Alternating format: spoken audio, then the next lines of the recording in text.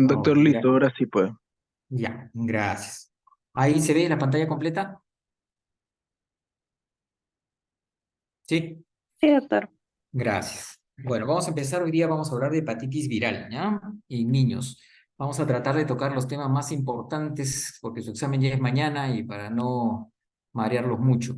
Entonces, acá tenemos en esta diapositiva, pues hay diferentes tipos de virus, ¿no? Los virus más conocidos son los virus de la hepatitis, que son los que vamos a hablar un poquito, los virus de la hepatitis A, B y C. Y ustedes pueden notar, pues, en este cuadrito que hay variaciones básicamente en el periodo de incubación, la forma de transmisión, si se llega a la cronicidad o no, y si hay cuadros fulminantes, ¿no? Eso lo vamos a ir discutiendo en el desarrollo. Dese cuenta en la parte inferior que la hepatitis A tiene alta, ¿no? Prevalencia, igual que la hepatitis B en nuestro país, y más bien la hepatitis C tiene baja prevalencia, ¿no? Por eso vamos a tocar un poco más en detalle la hepatitis A y la hepatitis B.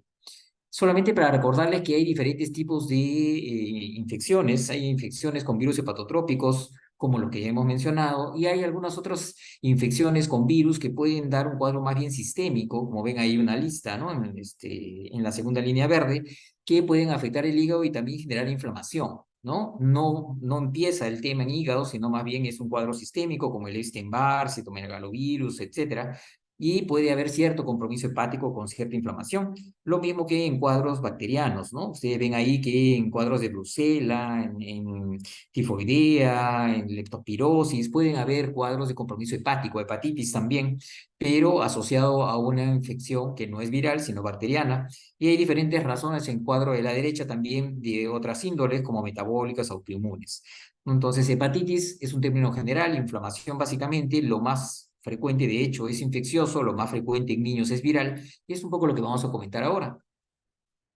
Cuando nosotros evaluamos el compromiso hepático en un paciente, o en un paciente con hepatitis, los perfiles bioquímicos que tenemos que tener en cuenta es, uno, si hay lesión citopática, si hay compromiso en parénquima, compromiso inflamatorio parenquimal.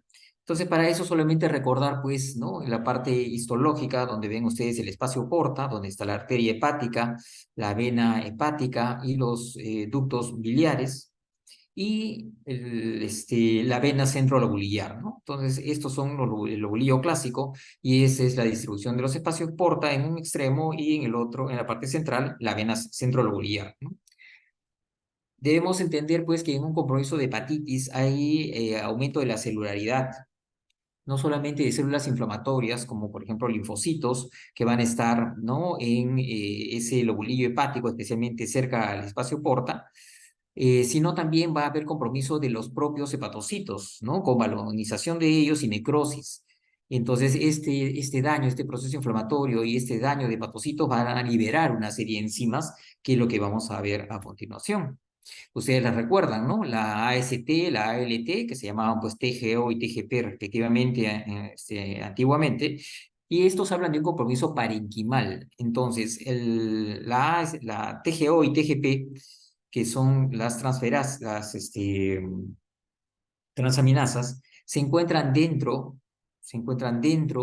del hepatocito, y esto, cuando se daña el hepatocito, estas enzimas son liberadas, y al liberarse, obviamente, hay esa hipertransaminemia, que ustedes van a ver ese aumento, ¿no? Importante de TGO, de TGP, un aumento rápido a lo largo de ese cuadro de hepatitis. Entonces, recuerden que dentro de los hepatocitos están estas transaminasas, y es el marcador de inflamación hepática.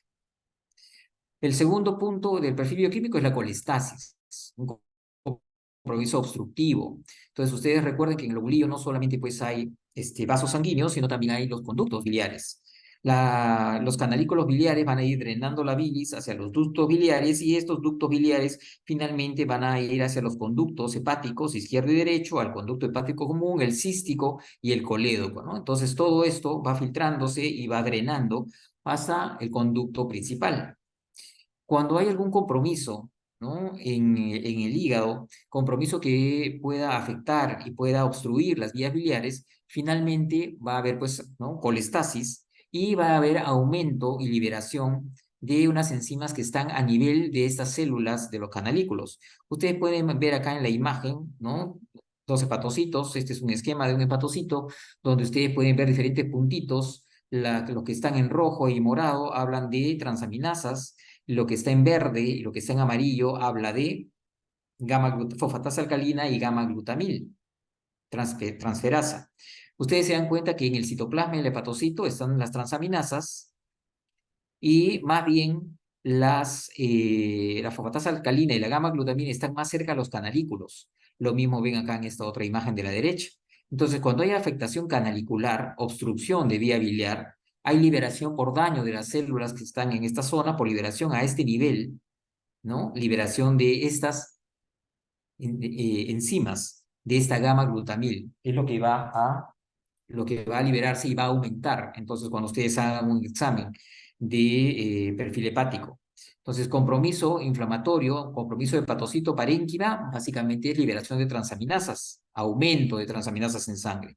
Compromiso obstructivo es liberación de gamma glutamil en sangre, y eso es lo que ustedes van a ver cuando hay daños a nivel canalicular o obstrucción a nivel de ductos biliares.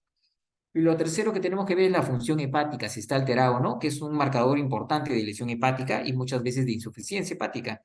Y ahí hay que ver si trabaja adecuadamente el hígado. ¿Cómo se evalúa eso? Con el tiempo de protrombina, que está prolongado, y el INR, que está elevado. Albúmina puede estar baja, puede haber hipoglicemia, a tendencia a acidosis y hiperamonemia, y estos dos últimos son los que contribuyen a los estadios de encefalopatía hepática, que no es el motivo de la clase, pero para que correlacionen un poco lo que estamos hablando en la parte histológica, la parte bioquímica y la clínica, ¿no? Entonces, ese es el tercer componente que uno evalúa en un perfil hepático, en un perfil bioquímico, para ver si hay inflamación, para ver si hay obstrucción y para ver si hay compromiso en la función hepática. Acá tienen un pequeño resumen donde ustedes pueden ver daño hepatocelular, parenquimal, inflamatorio, transferasas o transaminasas, más bien daño colestásico, fosfatasa alcalina, gamma glutamil y la bilirrubina directa, y compromiso de función hepática con albúmina, tiempo de protrombina y el amonio, ¿no?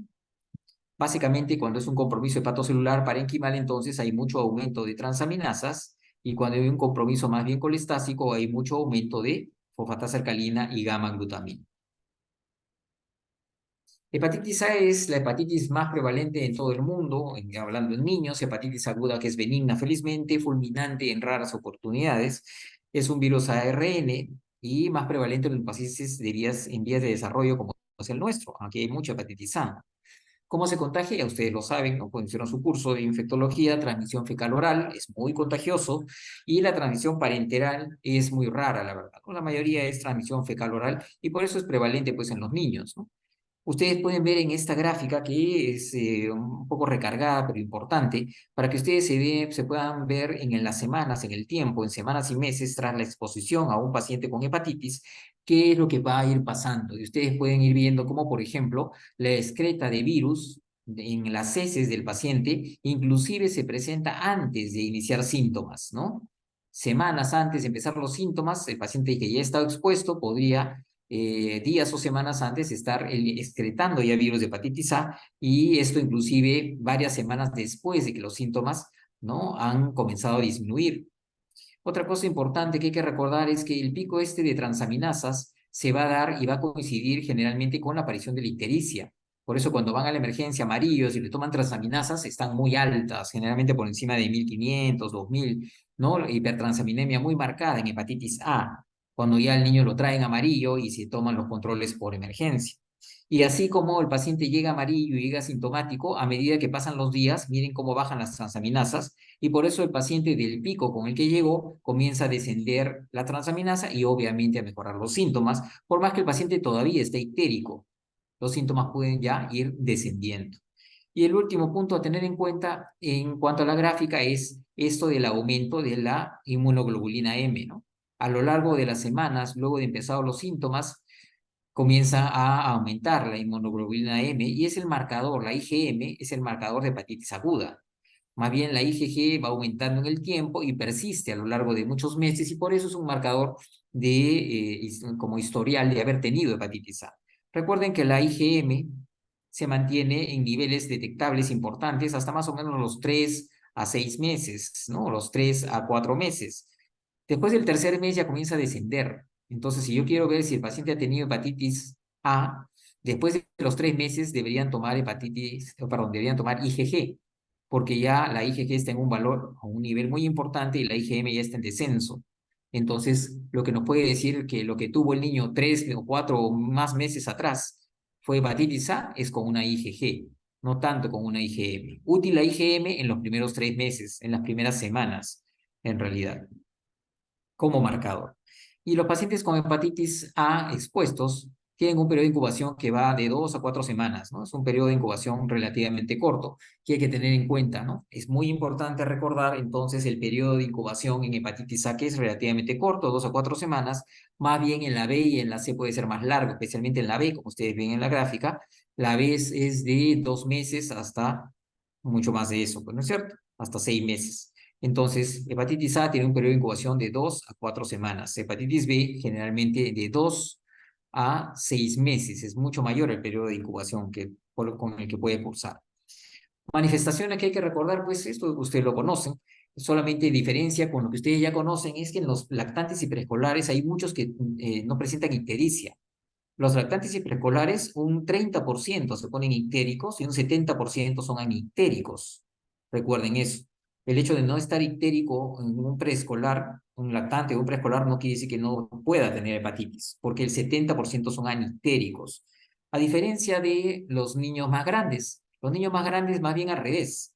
El 30% son anictéricos y el 70% son ictéricos. Es decir, la gran mayoría de niños grandes tienen ictericia. Los lactantes, la mayoría son anictéricos, por si acaso. Entonces, recuerden bien ese detalle para tomar decisiones clínicas.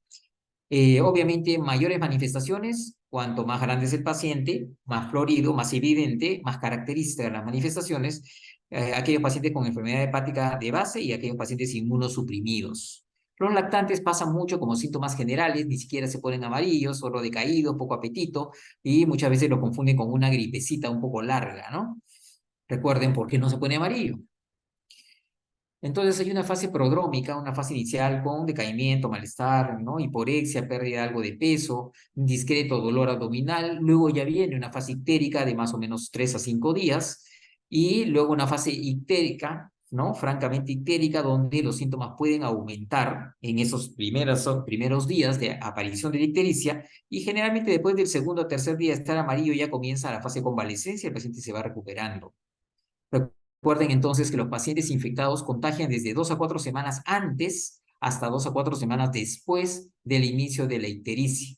2 a 4 semanas antes, 2 a 4 semanas después, el paciente todavía puede excretar virus. Y hay que explicarle a la familia para que no se contagien, porque muchas veces los pacientes cuando ven que ya no está amarillo piensan que ya no va a contagiar, o cuando se siente bien piensa que ya no va a contagiar. Hay que explicarles bien un mes antes hasta un mes después de aparición de ictericia. Aparte de estas manifestaciones que son las comunes que ustedes conocen, hay otras manifestaciones que están en relación a inmunocomplejos que se forman en algunos tejidos.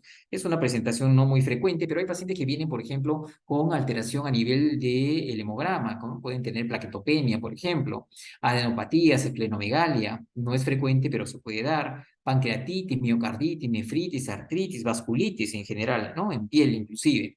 Entonces, estas son manifestaciones poco frecuentes, pero que pueden ser parte de un cuadro de hepatitis A por inmunocomplejos circulantes y que es transitorio y generalmente leve, pero puede demorar también varias semanas en resolverse. ¿Cómo hacer el diagnóstico? ¿Cómo sospecharlo? Con manifestaciones clínicas y con lo que conversábamos al inicio, el perfil bioquímico, una hipertransaminemia, ¿no? Por encima de 500, generalmente alrededor de 1000, 1500 la mayoría de pacientes, valores altos, con una GGT discretamente aumentada porque el problema es parenquimal, no es un problema obstructivo principalmente, y con bilirrubina directa aumentada, ¿no? El diagnóstico ya definitivo es con IgM para hepatitis A en los primeros 3 meses, como estábamos conversando, y una infección pasada, recuperada ya, con IgG. Paciente en infección aguda, IgM, infección pasada, IgG, como ya lo hemos comentado, ¿no? Hasta 3 meses un poco el punto de corte para tener un valor de IgM aún positivo, y por encima de eso ya piensen en IgG, ya para detectar infecciones pasadas. Complicaciones de hepatitis A, insuficiencia hepática, que es poco frecuente. En áreas endémicas es responsable de un porcentaje importante de falla hepática en niños. ¿Y quiénes son los que más se afectan? Pacientes que son niños más grandes, no los pequeños, pacientes con enfermedad hepática de base, una hepatopatía crónica e inmunosuprimidos los más afectados. Y los criterios de insuficiencia hepática aguda, el paciente primero tiene que presentar un cuadro agudo, no debe tener hepatopatía crónica, debe haber evidencia de hipertransaminemia y debe haber coagulopatía irreversible, ¿no? Con la administración de vitamina K. Debe tener un INR mayor a 1.5 asociado a encefalopatía hepática o un INR mayor a 2 sin estar necesariamente asociado a encefalopatía hepática. Entonces, es importante en algunos pacientes que ustedes noten que tienen transaminasas muy altas o hay algún compromiso neurológico, tomen un INR para definir si está en insuficiencia hepática o no. No es motivo de la clase, pero es importante que ustedes recuerden esto, cómo definir una insuficiencia hepática, que no es muy común, pero se puede presentar en algunos casos. Otra forma de presentación de la hepatitis es un síndrome colistásico prolongado, donde la ictericia persiste durante meses, ¿no? La mayoría en 2 a 4 semanas desaparece el color amarillo, pero hay pacientes que durante meses lo mantienen. Y esto no se asocia a ninguna secuela ni ninguna alteración, simplemente es una colistasis prolongada. En quienes se presenta en un 10 a 20% de los casos, la mayoría es remisión espontánea. De 10, 9 espontáneamente en 2 a 4 semanas mejora. Y la hepatitis recurrente es aquel paciente que se resuelve la hepatitis, pero recae. A las pocas semanas hace otro cuadro de hepatitis, de hipertransaminemia. Eso también es poco frecuente, es menos, ¿no? De 3 al 20%. Se puede presentar y, bueno, si es ya confirmada la hepatitis A con el IgM, simplemente esperar y observar. Curso clínico favorable en todos los casos, solamente la hepatitis fulminante es el que se puede llevar al paciente, pero es menos del 1% en hepatitis A. No hay un tratamiento específico, ya saben ustedes, es un tratamiento solamente de soporte, con hidratación endovenosa de ser necesario, si hay mucho vómito o deshidratación. Hay que monitorizar signos de insuficiencia hepática, el INR, como comentábamos, y la parte neurológica, ¿no? Para ver si está en 1.5 con encefalopatía o más de 1.5 con encefalopatía o más de 2 sin encefalopatía, hablará de insuficiencia hepática, ¿no? Es una monitorización que hay que hacer en estos pacientes. Prevención, lavado de manos, repetimos, un mes antes, un mes después de la ictericia, el paciente puede estar excretando virus todavía y puede contagiar. Eso es importante recalcarle a los papás. Generalmente se les aísla porque el virus es muy contagioso, se les aísla y un lavado de mano enérgico y frecuente dentro de la casa es la recomendación primordial en estos pacientes. ¿Hay vacuna? Sí. Es una vacuna muy inmunogénica y muy segura, es inactiva, se pone en niños mayores de 1 año. La vacuna para hepatitis A se pone en niños al año de vida intramuscular y son 2 dosis, al año de vida y la segunda dosis a los 6 a 12 meses después de la primera. Entonces vacunamos al año y luego a los 6 meses o más se pone la segunda dosis. La seroconversión es 100% con la segunda dosis. Es muy efectiva la vacuna, no es muy costosa y es bastante útil en países como los nuestros, ¿no? ¿A quién vacunar especialmente? Niños mayores de 1 año en zonas endémicas donde hay mucha hepatitis A, mejor evitar que se contagie, enfermedad hepática crónica de base, riesgo de exposición en el trabajo, coagulopatía, porque puede también asociarse pues un problema de INR si hay hepatitis, y en inmunosuprimidos debería tenerse en cuenta porque es una vacuna inactiva, no da riesgo. Vacunen mejor a estos pacientes. Pronóstico bueno, sin secuelas, solamente la insuficiencia hepática en algunos casos, y tiene un elevado impacto socioeconómico en áreas endémicas como nuestro país, por eso deberíamos vacunar a nuestros niños con hepatitis A, que ya se está haciendo. En cuanto a hepatitis B, solamente recuerden pues estos términos, ¿no? Que a veces confunden, pero tenemos 3 tipos de antígenos. El antígeno de superficie, que obviamente está en la superficie, ¿no? Del virus, el antígeno core, que es en la parte interior, y el antígeno E. Olvídense un poco del antígeno E, que no es tan útil como para el común de los casos. Vamos a entender más bien el antígeno de superficie como importante y el antígeno core, ¿ya? Recuerden esos dos. Alta prevalencia en nuestro país, países como los nuestros, ahí ustedes ven el mapa de Sudamérica, se tiene alta prevalencia. En el Perú, ¿dónde hay más hepatitis B? En zonas de selva, todos los cuadraditos rojos, miren. Zonas de selva, hay mucha hepatitis B. En la zona, nunca se olviden, aparte de la selva, acuérdense de también Ayacucho, cierta parte de Cusco, Huancavelica. Ahí en esa zona hay mucha hepatitis. El comentario es la incidencia en Ayacucho, que es una zona donde hay mucha hepatitis, aparte de la selva. Entonces recuerden, esas zonas son zonas endémicas de hepatitis B. La forma de contagio ya la conocen ustedes, ¿no? Sexual, agujas, transfusiones, embarazo, gestación. Es por las concentraciones de virus, es que hay pues contagio a través de estas secreciones, ¿no? Básicamente sangre y relaciones sexuales. En cuanto a niños, recuerden que la exposición perinatal es el principal factor de riesgo para adquirir hepatitis B. Cuando la mamá tiene antígeno australiano positivo, cuando la mamá tiene hepatitis con antígeno australiano positivo, ese es el mayor riesgo en el bebé para que se contagie de hepatitis B. El marcador serológico de infección recién va a aparecer 1 a 3 meses después del nacimiento. Entonces, ustedes no esperen allá, vamos a tomarle a ver serología al bebé, a ver si se contagió o no. Eso no es, ¿no?, lo que nos va a ayudar en las primeras semanas ni en los primeros meses de vida. La inmunoprofilaxis al nacer es muy eficaz, que ya vamos a ver ahora. Hay que vacunar a estos niñitos y hay que ponerles inmunoglobulina. Previene a más del 95% de protección, previene el contagio. Es importantísimo colocarle, si la mamá es antígeno australiano positivo, superficie positivo, proteger al niño con la inmunoglobulina y la vacunación. Como se detecta el virus de modo inconstante en la leche, en el antígeno de superficie de modo inconstante en la leche de mamá infectada, por eso es que el riesgo es bajo y puede recibir lactancia generalmente. Acá tenemos un cuadrito similar, acá está el de la hepatitis A al lado derecho chiquito, y este es el de la hepatitis B. Básicamente los temas son los mismos, las inmunoglobulinas, el periodo de incubación, que es más largo, recuerden, es 2 meses a 6 meses, es mucho más largo el periodo de incubación, luego de la exposición, y estos pacientes pues van a tener antígeno de superficie positivo durante todo el periodo de infección, y más bien lo que van a ir aumentando, ¿no? A medida que el paciente pasa las semanas, el paciente infectado, va a ir aumentando el nivel de la IgM anticore, IgM anticore. Y la IgG anticore es la que nos va a dar, igual que en el caso de la hepatitis A, nos va a hablar de infecciones pasadas, ¿sí?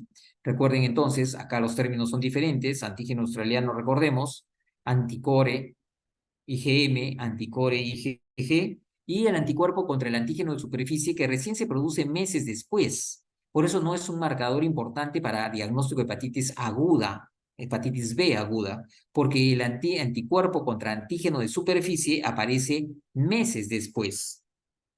Entonces, para hablar de hepatitis aguda, hablamos más bien de IgM, pero para core, ¿sí? Nunca se olviden de eso. Las manifestaciones son las de cualquier hepatitis. Hay pacientes que pueden ser asintomáticos igual que hepatitis A, lactantes y preescolares, muchos son asintomáticos.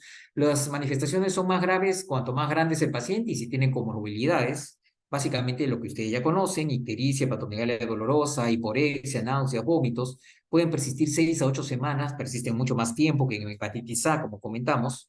La mayoría se llega a recuperar y el porcentaje de niños sintomáticos con insuficiencia hepática es mayor que en hepatitis A. O sea, hacen más síntomas con hepatitis B y hacen más episodios de insuficiencia hepática con hepatitis B. Es más peligrosa, más sintomática la hepatitis B.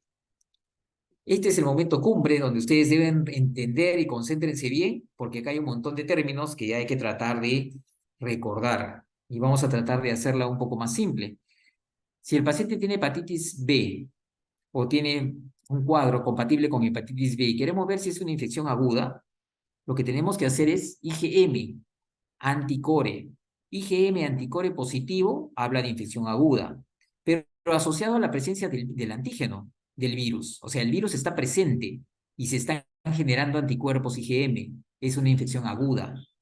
Es una infección aguda. Ustedes pueden ver acá que el anticuerpo para antígeno de superficie es negativo porque se eleva semanas después, no tiene que ver con cuadros agudos, ¿ya? Semanas o meses después. Recuerden entonces, infección aguda, presencia del virus, del antígeno de superficie, del virus, y ya detectado el IgM para anticore, anticuerpos anticore.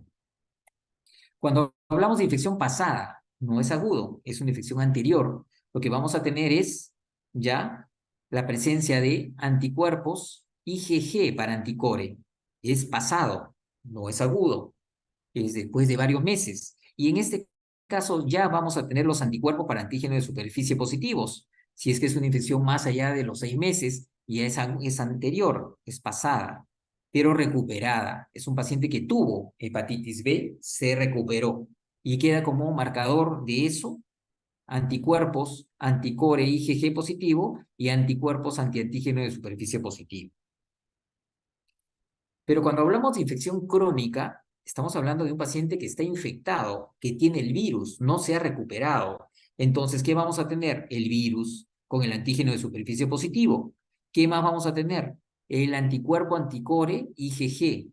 El paciente va a haber desarrollado defensas y estas son tipo IgG, pero el virus está presente. Habla de una infección crónica, ¿ya? Y el antígeno de superficie nunca positivizó, porque no se recuperó, nunca positivizó, es negativo. Entonces, acá tenemos un pequeño resumen para que recuerden, ¿ya? Infección aguda de hepatitis B, el virus está presente y el antígeno está presente, positivo, pero ya generó defensas y IgM positivo, es una infección aguda. Superficie, nada que ver, porque esto es meses después. Infección resuelta, tuvo hepatitis, resuelta, ya no tiene hepatitis, ya no hay virus. Creó defensas, ya son IgG, el valor a buscarse porque es pasada. Y el antígeno de superficie también es positivo porque creó defensas y ya es pasada, es de mucho tiempo atrás. Entonces ya creó defensas. Infección crónica es el paciente está infectado en forma crónica, tiene el virus, entonces el antígeno de superficie está presente. Ha creado defensas anticores, sí, IgG positivo, pero no ha creado anticuerpos antiantígeno de superficie y por eso es negativo. Este es un paciente con una infección crónica. Y el paciente que se vacunó, porque eso pasa también, ¿no? Doctor, le han tomado exámenes y me han salido estos resultados, estoy preocupado. Entonces ustedes tienen que ver, el paciente vacunado, ¿no? Estuvo expuesto pues a la vacuna, creó defensas, pero no tiene virus, es negativo, antígeno de superficie negativo. Y las defensas que creó eran anticuerpos contra antígeno de superficie, nada más, no core, ¿entienden? El que tiene entonces respuesta a vacuna va a salir anticore negativo, ni IgG ni IgM, va a salir negativo. Lo que va a salir positivo es solamente el de superficie, ¿ya? Entonces recuerden este cuadrito muy importante para tomar decisiones clínicas, como algunos pues, casos que ustedes van a tener ¿no? en la vida. Hepatitis B, entonces, algunos van hepatitis fulminante, menos del 5%. Acá tenemos esto, tasa de recuperación. Entonces, en neonatos se recupera el 5%. Si se infecta, solo se recupera el 5%, ¿no? La mayoría se complica. En niños más grandes, de 1 a 5 años, se recupera el 70% y en niños mayores a 5 años el 95% se recupera, ¿ya? Hay pacientes que terminan con infección persistente y hepatitis crónica, hay que recordar eso. Entonces, cuando hay transmisión vertical, por ejemplo, transmisión vertical, transmisión de mamá, estos pacientes muchas veces tienen clínica, pero es anictérico el paciente, igual como hablamos en hepatitis A, es anictérico en niños pequeños, pero recuerden que 30-90% van a cronicidad, un número importantísimo, van a cronicidad. Cuando la transmisión es horizontal, es por comida, niños más grandes, por comida, digo, por transfusiones, niños más grandes, ¿no? Estos niñitos, que no es vertical, no es de mamá, sino fue posterior al nacimiento, son ictéricos la mayoría, como mencionamos en A, muy similar, y estos pacientes solamente van a cronicidad menos del 5%. La mayoría se curan. La mayoría se curan. El pronóstico es mejor en estos pacientes en cuanto a cronicidad. Transmisión vertical, 30-90% van a cronicidad. Y por eso es importante prevenir ¿no? ese contagio. Recuerden, la infección crónica entonces es la presencia de antígeno australiano más de 6 meses. Más de 6 meses presencia de antígeno australiano. Ya comentamos en relación a riesgo de infección crónica, ¿no? A mayor edad es menor la infección crónica. Cuanto más chiquito se contagie, vertical al nacer, más probabilidad de cronicidad, como estábamos mencionando. Y esto a la larga puede cursar con cirrosis y con carcinoma hepatocelular. Pueden terminar con hepatopatía crónica, cirrosis y carcinoma o cáncer de hígado. Eso es lo que hay que recordar. En cuanto a tratamiento, pues lo que se busca es tratar de evitar la multiplicación, ¿no? Tratar de que esa infección crónica no termine en cirrosis. Eso es lo que se busca con los tratamientos. En niños En infección aguda el tratamiento es básicamente de soporte, pero en infección crónica ya se pueden utilizar algunos inmunomoduladores o algunos antivíricos, ¿no? Que pueden ser tan efectivos como en adultos en algunos casos. No es mucho el tema hablar de terapéutica en esta clase, por eso solamente para que tengan la idea que sí hay algún tratamiento para los pacientes con problemas crónicos, porque esto es muy, muy amplio. Y el objetivo de tratamiento es el cese de la replicación del virus, ¿ya? Y obviamente que no termine el paciente, pues, con cirrosis y con complicaciones posteriores. La prevención se hace con vacunación y con inmunoglobulina para hepatitis B. La inmunoglobulina se coloca posexposición y proporciona protección temporal durante los siguientes 3 a 6 meses, pero evita, pues, hablando de neonatos, que se contagien, ¿no? Entonces, esto es importante, la inmunoglobulina, pero también la vacunación. Muy inmunogénica, muy segura, inicio desde el nacimiento para prevenir la infección perinatal e infantil temprana, seropositividad más del 95% luego de segunda dosis, y con la tercera ya mantiene la inmunidad a largo plazo. Recuerden que la vacuna es muy útil. Y acá tenemos un cuadrito también para recordar solo dos detalles. Uno, estos pacientes deben recibir profilaxis universal. Todos se les vacuna al nacimiento, a los 2 meses y perdón, al mes y a los 6 meses, ¿no? Entonces todos reciben 3 dosis de vacunas. Todos. Niños más grandecitos reciben, ¿no? A los 0, al mes y a los 6 meses. Pero cuando es un niño con contacto, porque la mamá es antígeno estradiano positivo, no solamente hay que ponerle la vacuna al nacimiento, importantísimo, sino también hay que ponerle inmunoglobulina, una dosis, en las primeras 12 horas después del nacimiento. Entonces hay que detectar qué mamá es antígeno australiano, perdón, es antígeno australiano positivo para poder en las primeras 12 horas no solamente vacunar, sino también colocar la inmunoglobulina, su dosis, una dosis de inmunoglobulina para proteger al niño y de esa manera evitar todo lo que se le puede venir en el futuro. Nunca se olviden de eso. Siempre detectar mamás con antígeno australiano positivo para poner inmunoglobulina y vacuna al nacer. Pronóstico suele ser favorable en la mayoría, a pesar del riesgo de insuficiencia hepática. Desarrollo de la infección crónica se asocia a cirrosis y carcinoma hepatocelular luego de años. La transmisión perinatal lleva cronicidad, es responsable de alta incidencia de cáncer hepático en adultos jóvenes en áreas endémicas. Por eso es importante conocer cómo prevenir y proteger a estos niños. Y pues la infección y sus complicaciones se controlan de modo bastante efectivo con la vacuna. Nunca se olvide. Solo algunas palabras en cuanto a hepatitis C. Es un virus ARN, da lesión parenquimal por mecanismos citopáticos y algunas veces inmunomediados. Hay transmisión vertical en hasta el 5% de los recién nacidos de madres virémicas. No es tanto como la hepatitis B, felizmente. Se contagia por transmisión sanguínea, contacto sexual y de mamá a bebé. Es poco frecuente en nuestro país, como ustedes ven, ¿no? Baja prevalencia, pero el 85% de los adultos infectados lo están de forma crónica, o sea, lleva mucho más a cronicidad la hepatitis C. Manifestaciones agudas suelen ser leves e insidiosas, rara vez va en hepatitis aguda, a diferencia de la B, a insuficiencia hepática aguda, a diferencia de la hepatitis B, pero es el que con mayor probabilidad lleva a cronicidad. Por eso es importante este virus, porque es la C de cronicidad va a cronicidad en muchos casos, ¿no? En adultos infectados, el 85% desarrollan hepatitis crónica. Y acá tienes solamente para recordar la imagen, hepatitis C aguda, erradica 20 a 40% y se hace persistente y termina en crónica en un porcentaje importante. ¿Quiénes sufren este tipo de temas? Por ejemplo, pacientes que reciben diálisis, pacientes que los transfunden con frecuencia para alguna enfermedad hematológica, son los más expuestos a contagiarse de hepatitis C. Y muchos de ellos, lamentablemente, como complicación, terminan con hepatitis crónica.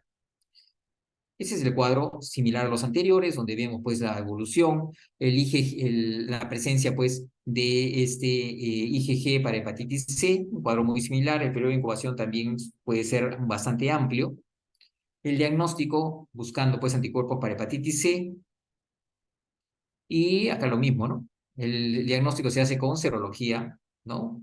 Para hepatitis C no es nada muy complicado. Las complicaciones a recordarse, riesgo de insuficiencia hepática es bajo, pero el riesgo de cronicidad es alto.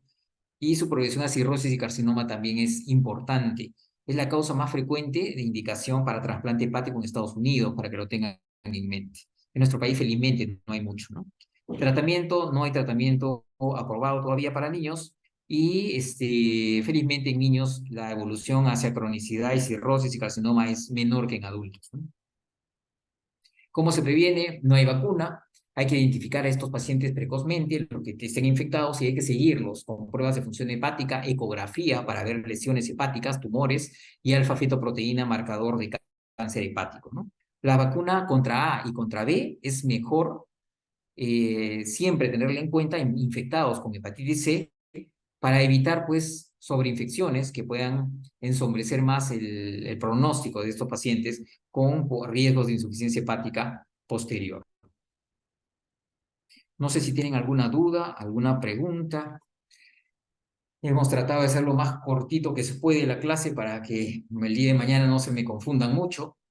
Básicamente son casos clínicos, como ustedes ya saben, y lo importante, como les dije, lo más importante es lo más saltante que hemos conversado, que es, más que la clínica, que creo que ya la conocen todos, son las diferencias entre niños y adultos, uno, dos, cómo hacer el diagnóstico en relación a las pruebas serológicas y los marcadores serológicos que ustedes ven que en B son varios y hay que recordarlos.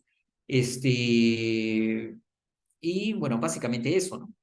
Sobre terapias no solemos preguntar mucho porque la verdad que yo creo que en este momento ustedes deben saber identificar y diagnosticar, confirmar los diagnósticos en general y obviamente en caso de hepatitis también.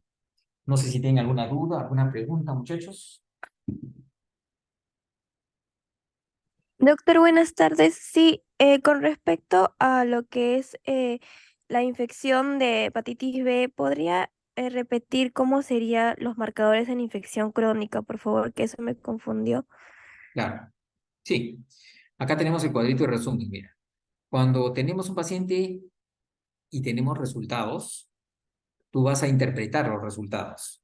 Entonces, para que lo entiendan nuevamente, si yo pienso en una infección aguda, es que el paciente tiene el virus. Entonces, si tiene el virus, yo lo que voy a encontrar es el antígeno de superficie positivo, ¿ya? Si es que el paciente tiene un cuadro agudo y ya se está recuperando, entonces comienza a crear defensas con IgM positivo. Y eso es lo que vas a tener como marcadores en infecciones agudas, ¿sí? Cuando tienes infección pasada que ya se resolvió, o sea, tuvo hepatitis B antes, meses atrás, no hay ya el virus. Entonces, es negativo el antígeno de superficie. Pero lo que tienes como marcador, ya recuerda siempre, G habla de historia anterior. Entonces vas a tener positividad del IgG, ¿ya? Esto te hablará de que el paciente tuvo hepatitis B en algún momento. Pero también vas a tener antígeno de superficie, perdón, anticuerpos contra el antígeno de superficie positivo. Pues es un paciente que ha tenido, ya negativizó porque se murió el virus, pero se murió y generó defensas en cuanto a antígenos, anticuerpos para antígeno de superficie. En infección crónica, el paciente está infectado y si está infectado tiene el virus. Entonces el antígeno de superficie va a ser positivo.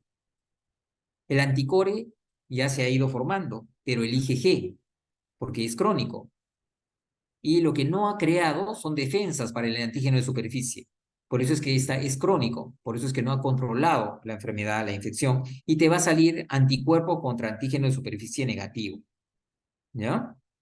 Y el paciente que ha sido vacunado, pero obviamente no está enfermo, sino solamente es historia de vacunación, es un resultado que por ahí sale y queda duda, es un paciente que le sale todo negativo, no hay virus en el cuerpo, no hay anticore porque nunca estuvo enfermo, pero ha creado defensas, ¿no? Esas defensas que nos protegen se están en relación al antígeno de superficie con el que estuvo expuesto cuando le pusieron la vacuna. Entonces creó solamente anticuerpo contra antígeno de superficie. Entonces, recuerden, los tres marcadores que ustedes deben tener en mente son eso: antígeno de superficie, anticore, IgM, IgM, IgG, y anticuerpos para antígeno de superficie. La combinación es lo que nos dirá cuál es el diagnóstico del paciente. No sé si te queda claro. Sí, doctor, muchas gracias.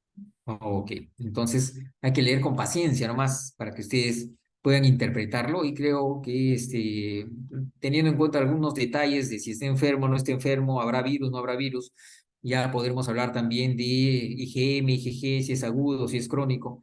y la presencia de superficie positivo o no, para que ustedes hagan sus diagnósticos, ¿no? Pero esto es importante, este cuadrito es el importante en hepatitis B, ¿no? ¿Algo más, muchachos? Doctor, una consulta. A un paciente, a un pediátrico que ha contraído hepatitis B, igual se le tiene que vacunar después o ya tiene inmunidad para siempre. No, el paciente que ya tuvo hepatitis B ya tiene inmunidad, ya no necesitaría vacunarlo. Ahora, depende obviamente de la historia, ¿no? Porque en general deberías ya no vacunarlo, porque ya tiene, ya creó defensas, ¿no? Igual que hepatitis A, ¿no? Paciente con hepatitis A ya también que generó defensa ya no necesita vacunación, ¿no? Está bien, gracias, doctor. Ok. Bueno, muchachos, entonces, si no hay más dudas, por favor, me pasas la lista para tenerla, Cristian, y les deseo suerte el día de mañana, pues por allá nos vamos a encontrar para cuidarlos, a ver si se portan bien o no en el examen. Muy bien, muchachos, entonces quedamos así, ¿ya? Por favor, espero la lista y descansen un ratito para su siguiente clase, pues. Gracias, doctor. Hasta luego. Gracias, doctor. Gracias, doctor. Bien, chao, muchachos, gracias. Gracias, Suerte. doctor. Ok, gracias, gracias. Nos vemos. Chao, chao. Gracias. Cristian, ¿me mandas a mi celular, al WhatsApp o al correo? No sé.